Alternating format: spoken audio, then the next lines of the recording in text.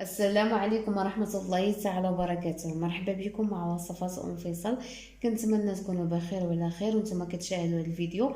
اليوم ان شاء الله غادي نقدم لكم هاد الطاجين ديال اللحم وبطاطا والجزر، المهم بالخضر، كيجي زوين وبنين. تبعوا معايا الطريقة.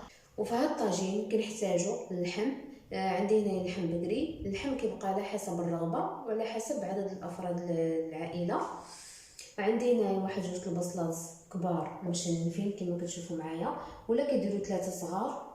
عندي هنايا الجزر مقطع طويل على هذا الشكل طولي. عندي هنايا بطاطا حتى هي مقطعه على هذا الشكل كما كتشوفوا معايا.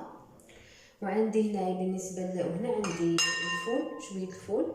يمكن لكم ديروا جلبانه ولا ديروا اللوبي الخضراء في بلاصه الفول. وعندي هنا مطيشه مقطعه. وعندي هنايا بالنسبه للتوابل عندي الملحه، ملعقه صغيره ديال البزار، وملعقه صغيره ديال الخرقوم، وملعقه صغيره ديال سكينجبير. وعندي القزبر والمعدنوس، وعندي زيت المائده، وعندي زيت الزيتون، شويه الماء. دابا غادي تشوفوا معايا الطريقه. اول حاجه بالنسبه لهاد الطاجين الا تبعتوا هاد الطريقه راه كيجي زوين وكديروا كلشي مره واحده وكيجي زوين. اول حاجه كنشرملوا اللحم هو الاولاني. كنديروا الماهيه الاولانيه، كنديروا الملحه. بسم الله. وكنديروا التوابل اللي قلت لكم، البصل والخرقوم وسكينجبير.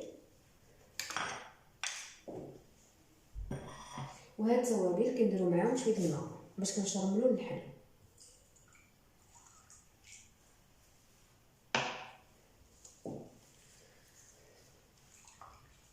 كنديروا اللحم في الشرموله.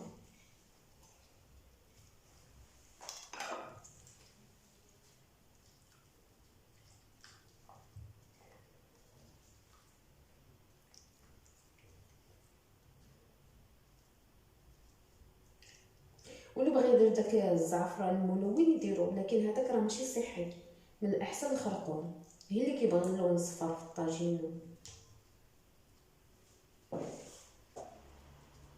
دابا هو خليته يتشربل. دابا غنشد الطاجين.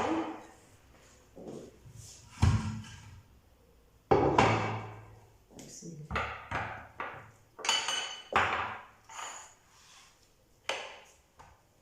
الطاجين غادي ندير فيه شويه، كنخلطهم بشويه ديال الزيت المائده وشويه ديال زيت الزيتون.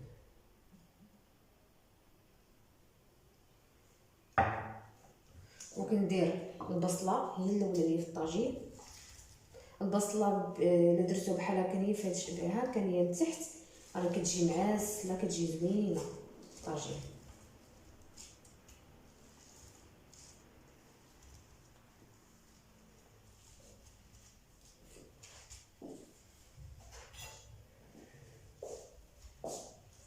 دابا غادي ندير اللحم.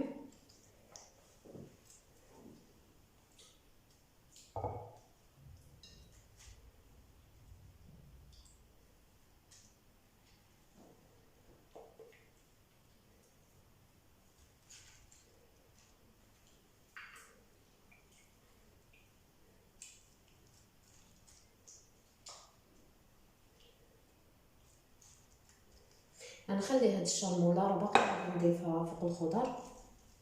دابا غادي نبدا نزين بالخضر. غنزين بالجزر. التزيين كيبقى على حسب الرغبه، كل واحد وكيفاش كيزين. ودابا ملي زينت كما شفتوا معايا درت الجزر وبطاطا. دابا هاد الشرموله اول شيء غادي ندير مطيشه غادي نديرها هنايا في الوسط.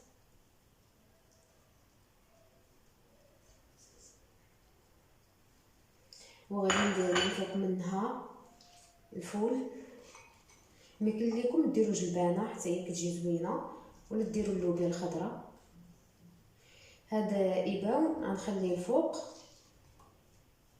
من الاحسن الفوق باش ما كيطيحش ليا هنا. الا درتو هكا نيه في الوسط غيطيح في الجناب. ملي كتبغي تسدي الطاجين كيتحرق ايباو. من الاحسن نديروها هكا في الوسط.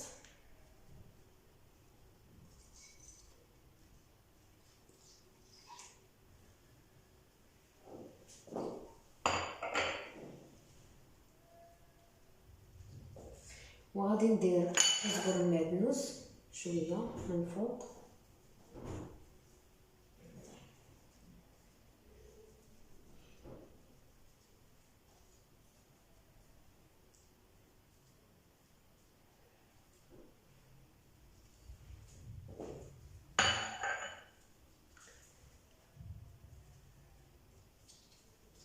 وهاد الشرموله اللي بقات ليا غادي نضيف ليها شويه الملحه، غير شويه،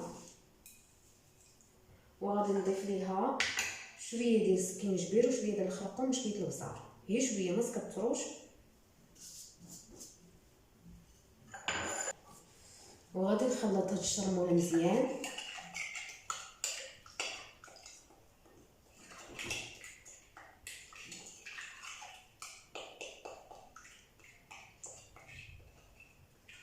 وغادي نضيفها فوق الخضر باش كتجي الخضر حتى هي فيها الشرموله زوينه.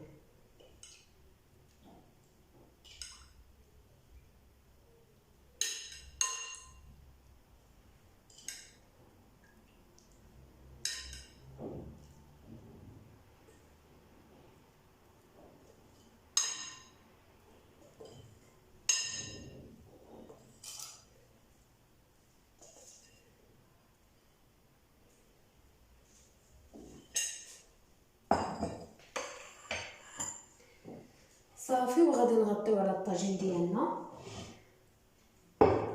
وغادي نديروه فوق البوطه. ضروري الطاجين دائما اللي ديروه فوق البوطه ديروا تحتو شي قزديره ولا شي طاوه، المهم باش هي الاولانيه اللي باش كديروا الطاجين، باش هذيك القزديره كتعطيكم الحراره للطاجين وكيطيب على خاطرو. والسر باش كيجيكم الطاجين زوين يعني يكونوا اكيدين. شو انا ما ضفتش فيه الماء، ولكن ديك البصله والخضر غادي يطلقوا الماء ديالهم. السر هو انكم كتشعلوا في الاول النار كتكون معتدله، غير كيبدا كيطبخ الطاجين كتشوفوا بدا المهم سخن شويه، وكديروا على نار مهيله. يعني اش نقول لكم بمعنى الكلمه، نار مهيله كيطيب على خاطرو. الا كنتم مزربين كتسبقوه هو الاولاني وكتخليوه طيب وكتمشيو للشغل ديالكم. راه غيشد لكم تقريبا شي ساعه ونص حتى لجوج سوايع، لان كتخلي على نار مهيله وما كتضطريش تزيدي فيه الماء، لان ديك الزياده اللي كتزيدي فيه الماء هي اللي كتخلي الطاجين ما كيجيش زوين. ولا نقاستي عليه نار مهيله يعني راه كيجي زوين، ما كتضيفيش الماء وكيطيب على خاطرو كيجي زوين. دابا غادي نديرو فوق البوطه يطيب، وكما كتشوفوا معايا ها هو الطاجين درتو فوق البوطه.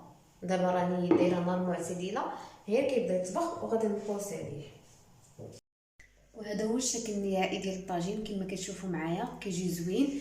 بالنسبه لواحد الملاحظه، هي بالنسبه هذه المبتدئات اللي ما عارفينش، ملي كديري الطاجين الا كان فيه المرقه بزاف، يعني الطاجين الا بغيتيه يطيب مزيان ويجي اللحم طيب وداكشي خاص يبقى مسدود مع داك البخار، هو اللي كيطيب اللحم وكيطيب الخضره وكتجي زوينه. الا كانت عندك المرقه هكا كثيره ممكن لك تنقصي واحد شويه في شي زليفه من هنايا، كتنقصي وكتخليه وكتسدي الطاجين ضروري بلا ما كديري ديك. كاين اللي كيدير واحد الملعقه وداكشي وكيبقى مفتوح شويه الطاجين ما كيطيبش ما كيجيش زوين. نقصي شويه المرقه في واحد الزلافه حداك صافي، كتسدي الطاجين. ديك الساعه اللي خصاتك المرقه عاودي زيديها من ديك الزلافه صافي. هذا هو الشكل النهائي، راه كيجي زوين. كنتمنى تجربوه وراه غينال الاعجاب ديالكم، والى اللقاء مع وصفه جديده ان شاء الله.